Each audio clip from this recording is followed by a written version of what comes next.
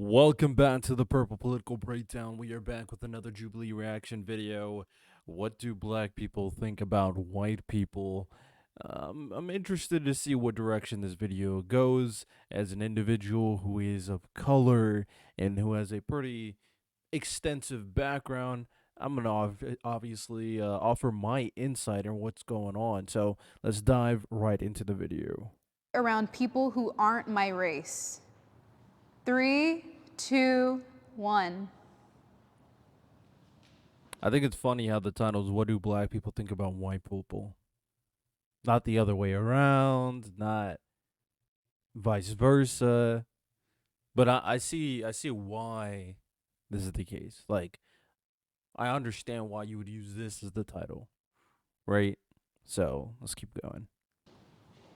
I think the most important thing is just to authentically be yourself, and I don't think being around people who don't look like you should be a reason for you to act any different. Yeah, for me, I guess it's like within the confines of like the workforce. I was thinking code switching. Because if you show up to a meeting talking like this, they're like, uneducated, got it. They'll use the slang to sell the products and to tweet and to get the clicks and stuff. But like as soon as a worker's there who's authentically from the area and talking like people from the area, it's like, ooh, we don't like that. You know, because it's always like, well, be yourself until you yourself. And then it's like, ooh, I don't like yourself. Unfortunately, in a lot of the areas of work, it's like you almost have to like lie to these people to be like, I'm a robot. I'll like, I love. It's just such a weird characterization of the situation. Okay, what is it? I act differently around people who aren't my race. For me, no, I don't. I don't act differently from people around my race. I think it's for the most part. To be fair, I'm not gonna be unfair. The way I act is very differently from the average like black person, I guess. I have a unique background. So, people even say, "Oh, you sound white." Like I've heard that said to me quite a few times. I really don't care if people say it, but I've heard that said to me, right? So maybe that could be the case why I don't have to act differently. But at the same time, when I, with my, more culturally influenced friends, I bring up you feel me? I bring it up a little bit. But using the workforce as a characterization of you changing based off the situation is disingenuous. Everybody has to be more professional at the workplace. It is what it is. You have to be more professional. And the reason why you use vernacular that is more consistent of everybody else in terms of how they're talking is because it's work and it requires efficiency. Someone's not going to understand your slang in that situation. And a lot of these slang are slang for a reason. It doesn't mean you're uneducated, but perception is reality if you're using slang as your primary vernacular in the workforce. Everybody has to be able to understand you. Everybody has to understand where you're coming from. That's why everybody has to be professional in how they speak. It gives a certain vibe. It gives a certain trust in your capabilities. Everybody does that. Not just black people, not just white people. Everybody does that. So I think you're being a little bit victimy. I'm gonna probably use that word quite a bit. I can tell victimy in this situation.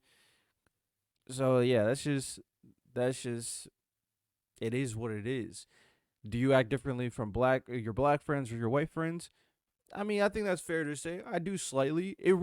Your personality is not, oh, I have to change to fit in. For me, it's I change based off my environment, kind of the vibes, because it makes it more comfortable and more entertaining with everybody have the same vibes. You know what I'm saying? If it's chill, we vibing, just, you know what I'm saying? I'm chill, I'm vibing, I'm not wilding out. If we talking sports, then I'm aggressive. I'm debating. You That's just normal. Depending on the group you're around, you match the energy. So yeah, that's what Love your I- company. You know, it's sick. It's sick, but it's like you that aren't accepted, that when I'm around different people that look like me, I can express myself differently. Like, I feel like if I talk a little proper, sometimes I get a little slack for it from my side of the family. But when Which I is go out into fair. the world, sometimes I like EDC, I like tech music, I like, you know what I'm saying? See, for Oh, that's another very interesting. You acting a certain way but not being accepted by your own people based off your interests is another thing. So yeah, that's another thing that people could probably feel, which is very fair. For me, I feel like it has nothing to do with race. It more has to do with just being professional. Thank like if you. I'm at work, then I'm obviously going to be a little more proper, Thank you, you know, Xavier. a little bit less slang and all of that, and just more careful with my rhetoric. But I don't think it has to do with race. The only thing I will say is, like, I work in political media, so I'm on camera a lot. So people already know who I am and what I'm coming with. But that being said, it's like when I'm around other black people, because I'm a Republican, sometimes they tend to be really standoffish with me or think that I don't understand the culture and all this different stuff. So sometimes I have to feel it out, like, are these people who are just gonna call me an Uncle Tom, or are these people like I can actually just keep it all the way real with? So that's the only time I feel like I act different because of race. You know, I also work in political media, but as a leftist, and I honestly feel like I've definitely benefited from being able to be in spaces where I've been able to be authentically myself, and I definitely think that's a privilege, especially where I like grew up is just like it's something that's regularly happening that people have to 100%. go through. But personally, I think I've been able to, especially now in a business side and now my new workplace, I feel like I don't have to adapt my language to make people like respect me or understand where I'm trying to come from, you know? At what point is it like, damn, we can't even really have conversations without buttoning up and being like, oh, this is how we have to talk like this, because so they'll listen, or like, regardless as But do you people. think that's racial, or do you think that's I just... think I don't know that it's because I'm right. I know where you're going. You've seen me. We've I seen know. each I other. think I know exactly where it's going. I don't think it's intrinsically rooted in race, but I think just the way the social genetic makeup of people are. I think just by way of people of specific races speaking a certain way or being perceived a certain way, I think anybody who speaks slang in the workplace will be treated a certain way at every single point. And slang is just not proper English. Like people want to change things to adhere to their wants, but you got to understand we learn English a certain way for a reason. Just because you break the English to fit your culture doesn't mean that society is going to change to what you did in that specific situation. The way we understand things based off how English is currently is purposeful. And as of right now, the culture is a certain way of speaking to be deemed responsible, respectful, intelligent. Like, if you coming out just saying a bunch of slang terms the entire time, one, not everybody's going to know what you're talking about, so there's going to be a cultural disconnect. But two, some people might not even understand what you're saying, because sometimes slang is hard to understand depending on where you're from. So yeah, that I just don't think that is... I think it's a lazy way to... just it Think tends about to be more often than not rooted in race. For my true All self right, let me comes hear out. some of the white For me, dudes. it really depends because I've been shooting music videos in the hood, so I really need to basically adopt myself to become a black person. So for me, it's not a problem like meeting new races. I always like vibe and chill with people. Do you think adapting yourself to those Oh my gosh. different ethnicities is like something that's required to foster like a successful relationship? Oh, good Like I question. would say Good it's question. really more for your survival because you know like if you are the only white guy on set and like there's like people with like guns and stuff and you know you just really need to like fit in and just be chill. I'm surprised you're not at agree then. You're from the Ukraine, right? Do you feel like not having grown up with American culture as a whole, and then especially not growing up with our subcultures, do you feel like that's influenced the way you move when you're moving between our subcultures? My like mentality Oh, is he's kind of Ukrainian? mixed I couldn't because like from the age of like 13 I really started to learn English. From that I really learned a lot. Like I really got the American like mentality more. And basically like my mentality is like mixed because like in Ukraine if we see a black person we call them the N-word. And from our side, it's not offensive. Like, we say it not from a offensive way, but some people can, because, you know, like, you don't see a black person there. I can understand that because I went to a school that was predominantly black when I was growing up. And when I first saw the first white kid, I was like, what is that? You know what I'm saying? So, like, it was a white girl with like red hair, and I was like, whoa, I've never seen this before. You know what I'm saying? So, like, I understand that, like, when a white person comes to a predominantly black group, then you're going to try your best to adapt to that, to our culture, to be like, okay, hey, I get along with you. This is my way of like telling you, like, hey, this is, I'm like extending an olive branch, basically. So, yeah. Personally, not to sound triggered, but I just don't like the notion that you're becoming a black person by pretending to be hood or adopting a hood mentality, because not all black people are hood, not all black people are ghetto. I understand what you're trying to say, and I don't know if it's a language barrier, so I don't want to like come at you like you're saying something racist, but I just really am anti black people being defined as ghetto and hood, because there's a lot of classy black people out there. Which is a fair thing to say, to be honest. There's a lot of intelligent Afro-Americans out there, and it really like depends on like where you grew up in. Also, if you are hood and ghetto like me, you can also be all those things too. White people also experience race-based prejudice. White race-based. Since you guys probably don't know, I have lived overseas. No. I've lived. I thought we would all be on the same page. Wait, we could just be honest. I feel like people want to be right so much that they see the reality and just don't want to be honest.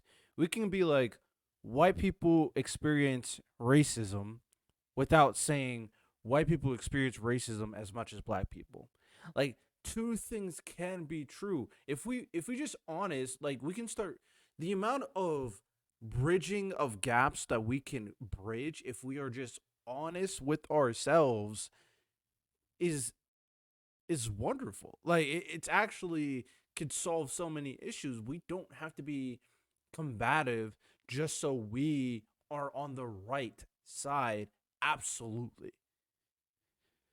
All right, let's hear this. In Asian countries, in Japan, there are certain restaurants and stuff like that that you could walk into. Yes, you can yes. see people Japanese dining people in the are racist. and yes, of course. So the That's experience easy. Come racism on. kind of contradicts. Wait, hold on. Contradicts just because you're white or you're American.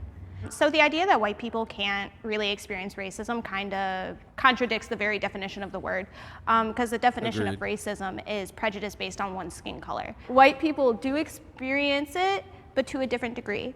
While I do think that our white brothers and sisters in Christ can experience racial-based prejudice, I don't want to overlook the nuance of that prejudice. Because oh my gosh. See, okay, this is also what happens with people like this. They change the conversation. Right? There's a two-step process to this. And the way he was being very sneaky. It's one, understanding the situation. The question is, do white people also experience race-based prejudice, i.e. racism?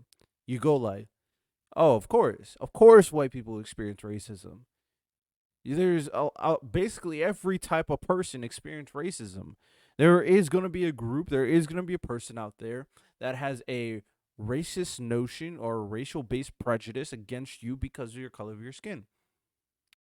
Now, the conversation then extends to a different conversation. The amount. So he is just trying to be contrarian. Now, that's all he is. I just don't like when people do this. I get it, the conversation you want to entertain, but that was not the question asked. If you see what you could have done, go to agree, and I respect you more. Yes, they experience it. Agree. Now I want to discuss another part of it. But you said disagree. It's not necessarily rooted in anything systematic or anything that's going to actually have long-term effects, knock on wood, that are going to like debilitate a race or inhibit their issue, racism towards white people, especially specifically, I want to like in America. I don't think it's something that needs to be highlighted as an issue that is a constant threat to lives, day-to-day well-being, progress and success in life in general, because it's not something that's going to inhibit you, and you don't have to. He just said that he has to act a certain way or he may be killed in the hood. It can't inhibit you. It can't inhibit you. It's all about extent. We don't have to have absolute terminology to be right. I hope people understand where I'm coming from regarding that. Walk out your door and think I'm about to be attacked. Like people have.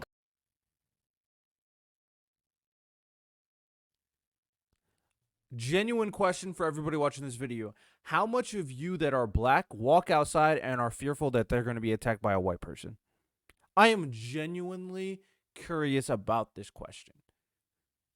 I really, like, if I'm black, and I don't care. I'm going to say this right in your face.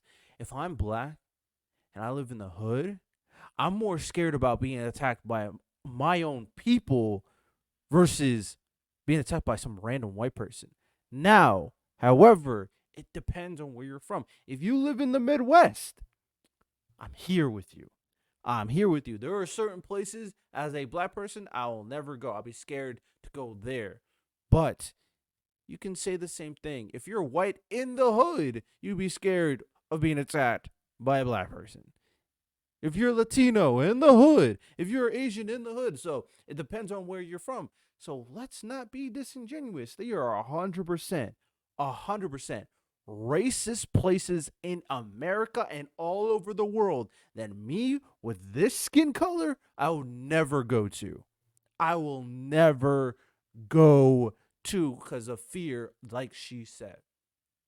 But it doesn't have to be an absolutist. It can be black people have more places, 100%. There's more places black people can be fearful of than white people. But it doesn't have to be an absolute notion. Color do every single day. I do agree that white people haven't been put through centuries of hell like black people were, but prejudice towards white people 100% exists. Like whether it's in TV, if it's in movies, like if you watch predominantly black media, there's a lot of roasting towards white people that if it was the other way around, that would never be acceptable today. Then you go on social media like TikTok. Oh my God, bro. Ladies and gentlemen, I'm going to do a quick edit right now. I'm glad he said that. I'm going to do a quick edit. Watch this couple seconds of this trailer. Watching you walk through a room full of white people was the most painful thing I've ever seen. Excuse me. Sorry. I don't want to take you to a job interview. There's a recruiting class starting right now, and we got to get you in it. Welcome to the American Society of Magical Negroes. I don't really understand. It's easier to say. What's the most dangerous animal on the planet? Shark. White people. Yeah, I know. I don't got to say anything. People are bad. You will see videos where they're attacking white people for things that their ancestors did 200 years ago. There are societal benefits at this point for being a person of color, and that those negatively affect white people. Like if you look at affirmative action, diversity quotas in the workplace, all these different things, they lower the bar for black people, but then increase the bar for white people. However, I think where some of the issue comes is because a lot of marginalized groups and people of color back in the day went through so much worse that it's easy for us to discredit the prejudice that white people now deal with today. I think like on an individualistic level, like yeah, white people get hate all the time. But I think if you zoom out and you look at the big picture, Bro, not gonna it's a little lie. bit different. And like talking about like swaggy, YouTube bro. having, you know, I don't racist know. content for anyone out there. You got the it's like, Cody I would Rhodes have to neck go and tattoo. This seek is that not Cody out Rhodes tattoo. versus it like He's coming swaggy, to bro. me. The fashion Versus is like my on part. Twitter. Against white people?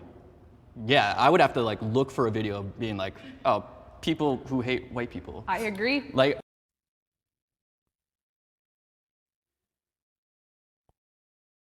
Bro, I can find a video about people hating white people so easily. I could find way more content about hating white people than hating black people. To be fair, it could be a timeline thing, but I personally, because if someone's hating on black people, people are gonna roast them. If you're hating on white people, it's like normal, common, everyday stuff. Versus like Twitter, I don't have to scroll very long before I see some person making some out-of-pocket comment about And regulation some shit. being lifted so people can see that even more so. Right. Absolutely, that's 100% right. And even saying affirmative action, statistically and on paper, white people, white women were benefiting more from affirmative action at colleges than any other demographic. So I also don't think that's fair to say, but I definitely get what you mean. And again, I think it's I'm gonna let it go. prejudice is still there though. And I will say that black people do deal with prejudice. I think every demographic deals with prejudice. There are racist people everywhere. Like, I just don't think systemic racism is an issue anymore in today's society, but I do think that there are racist people out there. I think that there's a really important distinction. Our language is constantly evolving, and you were talking about the definition of racism. Our societal definition has changed to include a systemic part of it. The definition has not changed. People are trying to change it. The definition hasn't changed. There's literally a term called systemic racism and racism. And I completely disagree with this idea that people of color don't have systemic things against them still. Because the fact that we still have the KKK, the fact that we still have... Okay. I see where this is going. I'm just going to move on. I'll be honest. I'm going to move on. Sexually unattracted to a race is racist. No, it's not. I think where the line gets drawn is when, if a white male was sitting there swiping and he's just like, I don't like black girls, they're all ugly. They have too big of lips. I think that's where the line gets drawn. But you can't really help what you're attracted to. Like, my fiance is Mexican, and it's like, I like him for who he is, not how he looks. I think that we are conditioned to be attracted and to respond to people that we grow up and around with. So Agreed. homogeneously, we grow up with people who look like us. So when you Agreed. move into dating and things like that, statistically, you're going to be attracted to people that you grew up seeing, right? Agreed. However, when you are discrediting a certain race for whatever reason based off their ethnicity, meaning everybody who did. And that was the moment Hold that on. I realized the power of fresh This food. guy's about to say something I just vehemently disagree with. Is existing and will exist from that race, you are. So if you are not, wait, let me let him finish. Let me let Are him not feeling finish. anything. Sorry. Q, I don't control your body or your thoughts, but on one hand, I'm like, let's maybe unpack that. Also, where's my camera? To all the girls that's putting this in their bios, that's none of our business. Stop doing that. Keep that to yourself. We don't want to hear that. We don't want to hear it. For me, I completely disagree with that notion. There's nothing to unpack there. You want to unpack their attractiveness? Everything you said in the beginning was absolutely correct. So how are you going to say, oh, let's unpack why you don't like someone you didn't grow up with? Like, what is there to unpack? Yes, there could be people who are racist towards other people in terms of the dating scene. But for the most part, if I go like, I don't like Asian girls, which I do, then I can just like, I'm just not attracted to the girls that look like Asian for the most part. That's fine. You know what you're attracted to, you know what you like. It's like saying, oh yeah, I don't like women that are 6'3". It's like, I don't like them being taller than me. Hey, it is what it is. I just don't like it. It throws me off. It's like saying, oh, I don't like someone who's below 4'4". I don't like that. I'm not attracted to that. We all have attraction. It's like saying, I'm not attracted to someone with a disability. We don't got to be disingenuous. You're not attracted to it for a reason. It's okay for you. It's weird. It's bad if you go like, if you said what that other girl said at first, you go like, oh yeah, man, I don't like all black people because they are black. That would be weird. But if you don't like this girl and she's black and you're white, that's fine. I'm sure you'll find another black girl go like, oh, I kind of like her though because she just looks different. She has different attractive qualities. So ultimately, I don't care about this question. I'll be honest. I have been denied access because of my race. Access to what? I can go anywhere, I can sit down anywhere, and I am not going to be denied because of how I look. And I would be ignorant to not admit that. And I'm gonna counter that with we are justifiably not let into spaces. And our whiteness takes away access to things like powwows. And there's an island in Hawaii that's only for natives or for like safe spaces for Black communities or whatever else. We are justifiably denied access because of our skin. Justifiably. I like how she speaks, and she seems very educated. Justifiably. I don't know if I like that term, justifiably. Certain cultural spaces, yes. But there's an example, I don't know if you guys seen it, of a college student that was just studying, and then there's this one girl saying, "You can't be here," and making a big fuss out of it. Purely black spaces in like college campuses, I don't know if I'm a fan of. Black created spaces, fine, I'm cool with that. Oh, this is a space for the black people, but other people, if they want to come, they should be allowed. In the spaces where education and connection and conversation is more valuable than anything else, I don't think there should be exclusive areas, and I don't think there's any justification for that. But if they're cultural significant places that exist, I would argue justifiable for not only white people but all people. If you're not us, don't come. That's fine. I just want to make that distinction. Overall, I want to move on from that question either, because I feel like there's no needle that's going to be moved in that conversation, to be honest. And I'm going to end it with this one. 3, 2, 1. Of course, I'm not surprised Nikki goes all the way. My sword has shattered the sky.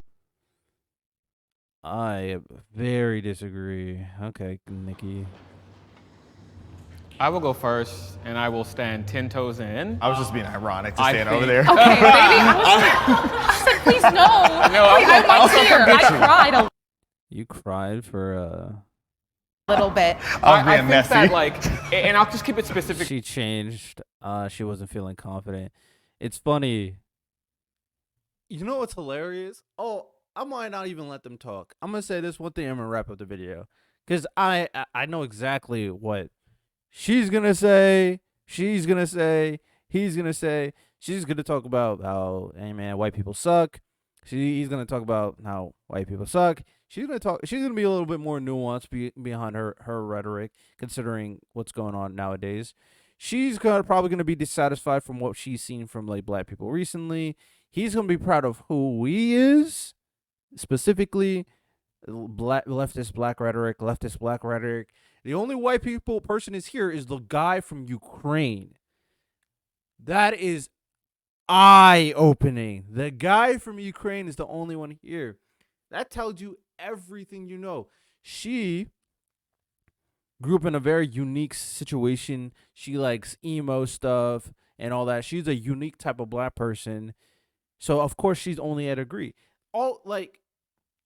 Everything. Once I found out their caricature, I could completely 100% determine where they would be.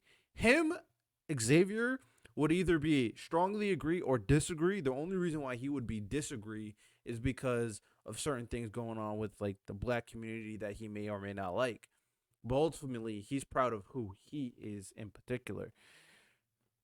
I feel like I summed up everything. If I'm wrong, then let me know in the comment section. But I feel like I summed up everything pretty nicely, Bo. So with that said, yes, I'm not going to let them talk because I can already predict everything they're going to talk about. So with that said, hope you guys enjoyed. Y'all have a good one. Take care, like and subscribe, and peace.